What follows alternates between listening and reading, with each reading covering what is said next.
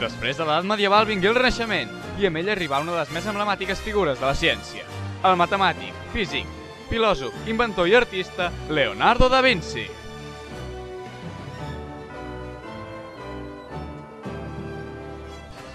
Leonardo nasqué a Vinci el 1452 i fou inventor de diverses màquines voladores.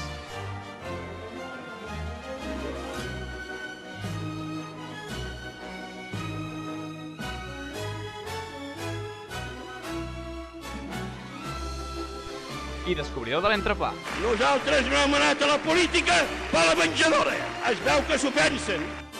Però a més, realitzà importants estudis sobre la proporció àurea de les persones. Leonardo da Vinci? Sí, però em podeu dir Leo. És més bona persona que Explicar quina va ser la seva aportació al nombre auri? Doncs, bàsicament, basant-me en les investigacions de Marcus Vitruvius Polio. A partir d'aquí, vaig fer un gravat titulat L'home de Vitruvi, En pelota on es pot picada. observar la proporció àurea en diferents parts del cos de les persones, com la divisió de la distància del melic als peus o la divisió de l'envergadura entre aquesta mateixa distància. ¿Me está diciendo eso?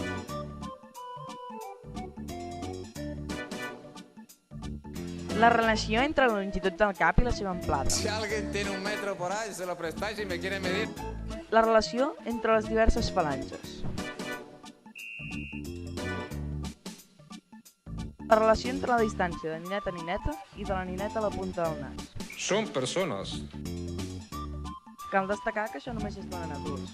Un estudi recent va revelar que els nadons neixen amb el melic al centre del cos i que a mesura que creixen tendeix a la proporció àurea. Me gustan mucho los Tot i així, niños. té molta importància sobre el que nosaltres considerem la bellesa. No és així? Yo soy muy motivado. Sí, és clar. Com més properes són les proporcions de la persona al nombre d'or, més bella és en teoria.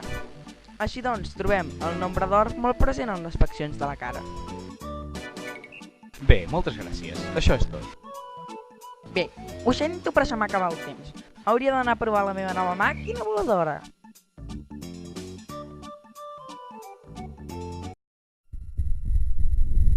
Que se va, que se va. Joder. Ahí va, hòstia, Pachi. Aquí s'ha passat, Que n'és d'intel·ligent aquest? Quina ironia, quina cunyeta. No, això no serveix per res. Això no serveix per res.